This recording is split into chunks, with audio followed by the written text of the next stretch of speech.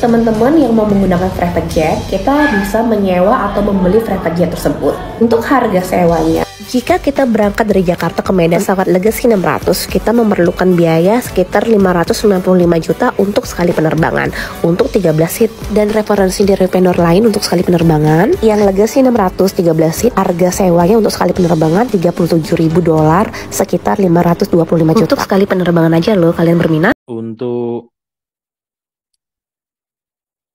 soal penggunaan pesawat pribadi, pesawat charteran untuk yang kita kita charter itu, tujuan utamanya adalah untuk memastikan konsolidasi logistik dalam kepemiluan ini bisa dicapai dengan baik. Jadi tujuannya memang itu, karena memang logistik kan masif dan waktu untuk pengadaan maupun distribusinya sebagaimana kita ketahui juga dalam jangka waktu yang pendek, sehingga kita ingin memastikan bahwa semuanya itu dapat terdistribusi dengan baik sampai ke tujuan, yaitu di TPS H-1 di masing-masing TPS. Apa urgensinya KPU ini memakai private jet ke Bali?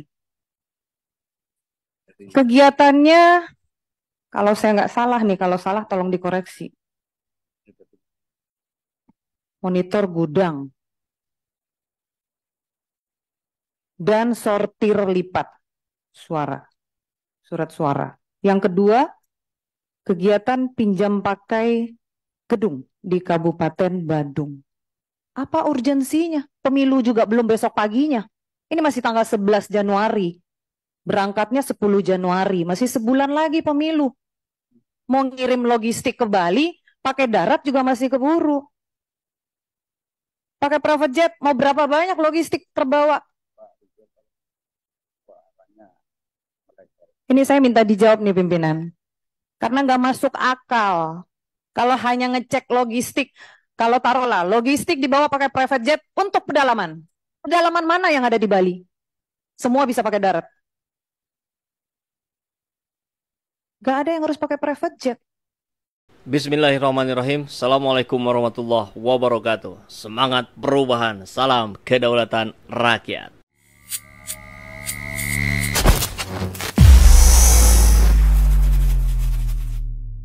Sahabat SJ, kita akan terus membongkar perilaku para politikus, para pejabat-pejabat yang tidak mengedepankan aspirasi rakyat, yang malah mengkhianati rakyat sendiri, yang menghabiskan uang rakyat untuk kepentingan dirinya sendiri. Ya, kita bongkar KPU dengan ketuanya Hasyim Asyari. Dan kita dibantu juga nih oleh anggota DPR ya, yang berani membongkar di gedung DPR bagaimana kelakuan para pejabat KPU yang suka main perempuan, suka dugem, naik private jet, anggarannya 56 triliun. Dan itu menggunakan uang siapa?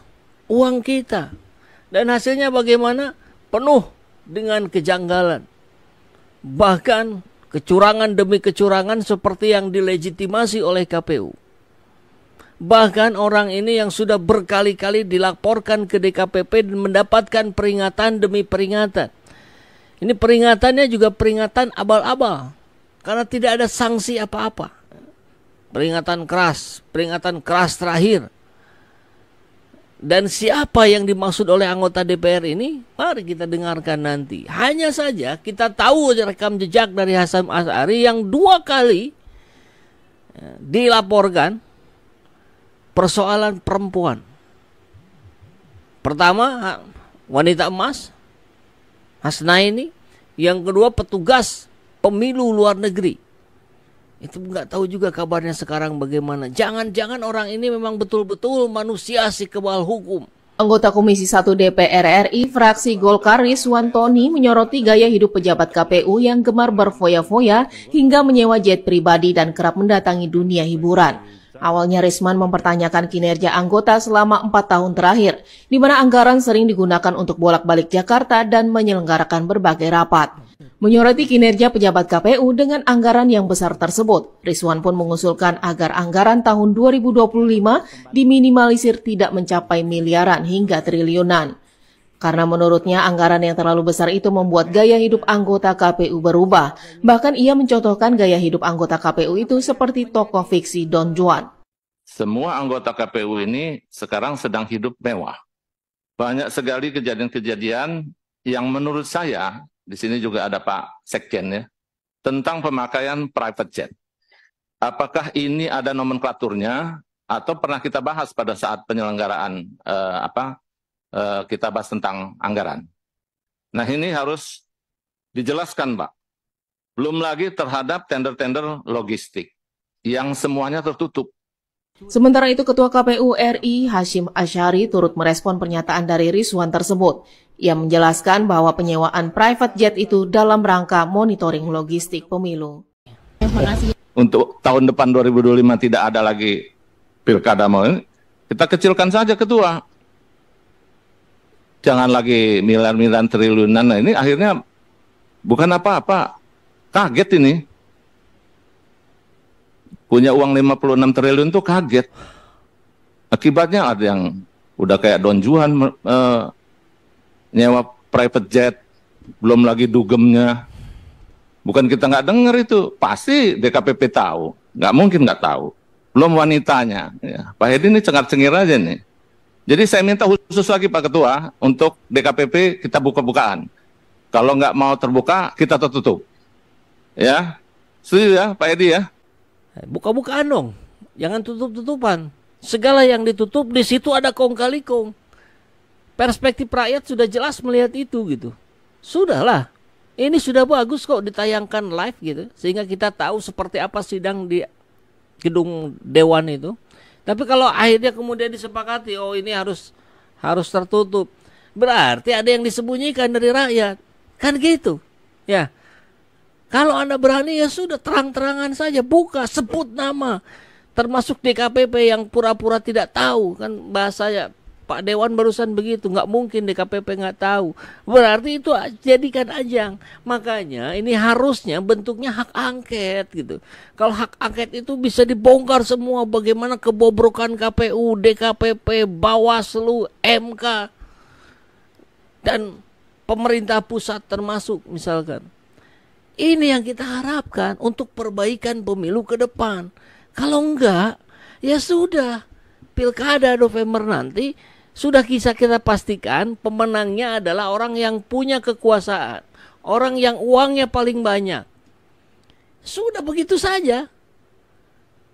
Dan saya yakin juga rakyat banyak yang menginginkan hal yang sama. Kalau itu tidak bisa dijamin, ya, orang yang terbaik yang terpilih, gak usah ada pilkada deh, gak usah ada pilpres deh, gak usah ada pileg deh, udah atur aja sesuka kalian gitu. Tapi kalau mau ini menjadi lebih baik, yuk bongkar masalahnya apa, akarnya di mana, orangnya persoalkan gitu, jangan dilindungi. Kalau gitu nggak ada yang bisa kita harapkan. Nggak ada optimisme Indonesia Emas 2045 tuh nggak ada. Wong prosesnya sebrengsek ini kok. Tidakkah kita pikir money politik dilegalkan aja di PKPU dengan batasan tertentu? Karena money politik ini keniscayaan ini. Bahasa kualitas pemilu ini kan pertama begini. Tidakkah kita pikir money politik dilegalkan aja di PKPU dengan batasan tertentu? Karena money politik ini keniscayaan ini. Kita juga tidak money politik, tidak ada yang pilih. Tidak ada yang pilih di masyarakat. Atmosfernya beda.